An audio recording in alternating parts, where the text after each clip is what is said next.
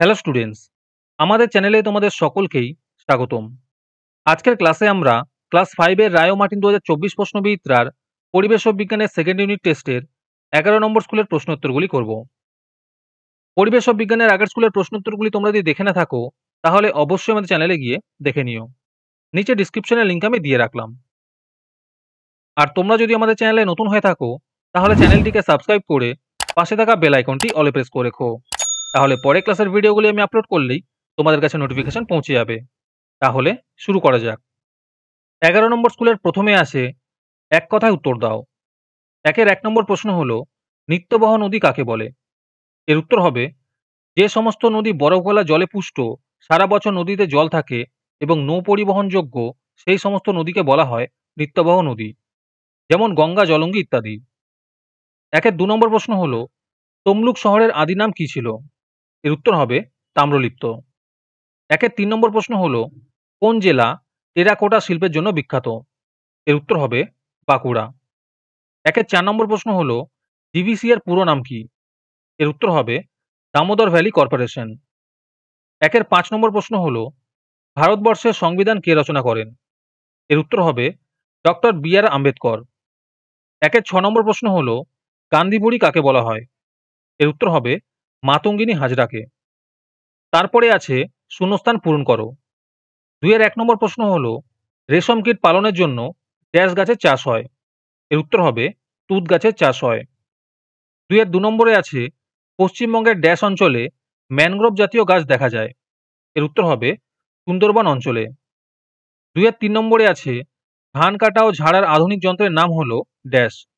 এর উত্তর হবে হারভেস্টার। 2 এর 4 নম্বরে আছে পাতাল রেল ড্যাশ জেলায় আছে? এর উত্তর হবে কলকাতা জেলায় আছে। 2 এর 5 নম্বরে আছে পশ্চিমবঙ্গের কমলালেবুর চাষ হয় ড্যাশ জেলায়? এর উত্তর হবে দার্জিলিং জেলায়।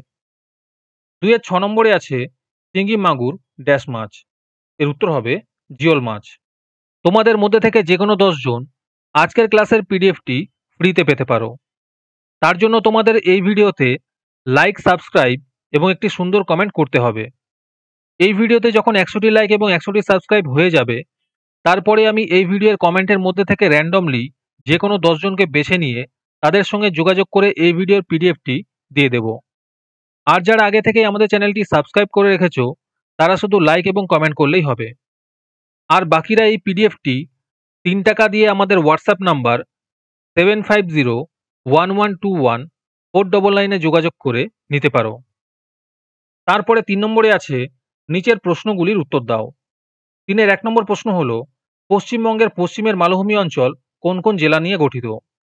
এর উত্তর হবে পুরুলিয়া, বাঁকুড়া, পশ্চিম মেদিনীপুর, বীরভূম ইত্যাদি। 3 এর 2 নম্বর প্রশ্ন হলো সুন্দরবন অঞ্চলের মাটির 2টি বৈশিষ্ট্য উল্লেখ করো।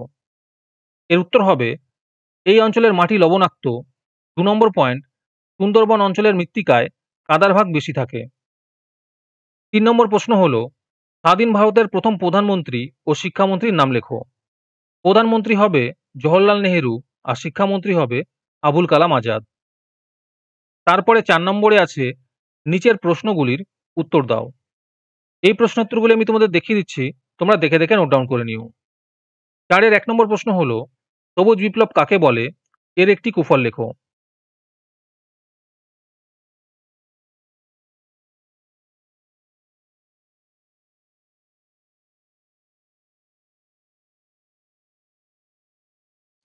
চারের 2 নম্বর প্রশ্ন হলো সতীদাহ প্রথা কি?